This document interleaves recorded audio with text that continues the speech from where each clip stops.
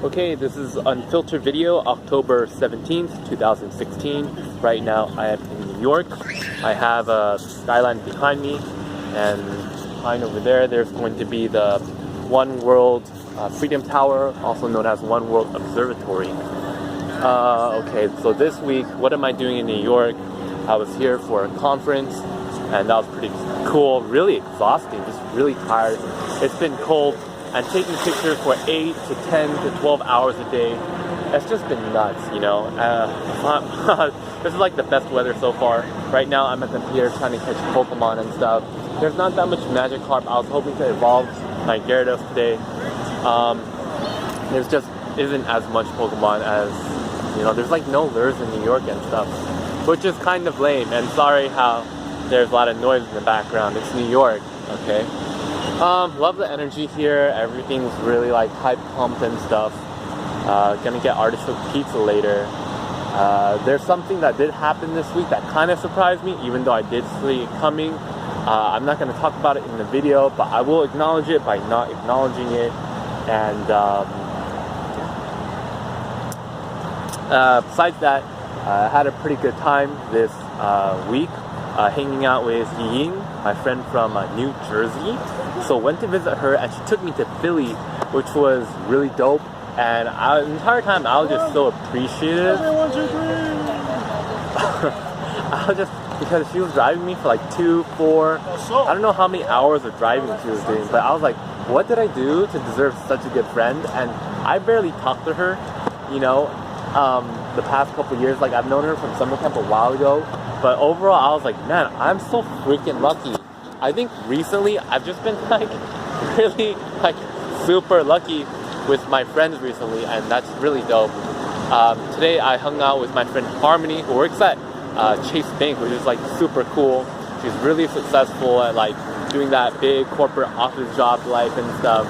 So I had a quick lunch with her before she had to go back to work, and that was cool too. Let's see, what else? Yeah, I had some ice cream this week. I normally don't treat myself to ice cream. Health-wise, I think I'm doing okay. You know, I mean, it's definitely really stressful, this weather and doing that much work. But today, I just tried to take it really easy. Today was like the first day in an entire week where I actually got to sleep in. All the other days, I've been waking up at 6:30, 7 a.m., which is way earlier than what I'm used to. You know, I'm an independent contractor, freelancer, so I get to usually wake up whenever I want. So not too many. I got a pimple there. I got, you know, not too much. It's all right. So not that much stress. I still try to sleep early whenever I can. And that sunset behind me is gorgeous, huh? Okay, is there anything else I want to talk about? Okay, there's a thing I will acknowledge by not talking about it, but I'll still acknowledge it. I'm feeling okay, even though I do miss her. But, you know, it'll be fine. Let me see. You know, without being overly, without respecting, I mean, it does free up a lot of other possible opportunities and stuff. And definitely wish her the best. Let me see. Is there anything else I want to talk about? How has New York affected me, and what have I learned? I think... Oh, yeah. Okay, so my friend James, you know, was talking to me. He was giving me, like, before he graduated after I did, and I was giving him advice. And now he's working at a firm in New York, working really hard, I think. And now he's giving me advice. I mean, and not like in a condescending way. It's like really good. He's asking me, like, really good questions and giving me really good advice about, like, what I want to do, what am I passionate about. Not like boring ass questions like that, but they were a little better. I forgot what they were. But anyways, he was like, yeah, you know, like, you know this dude at Imagineering, and he's like, yeah, you should email him. You should email him, use him as a resource.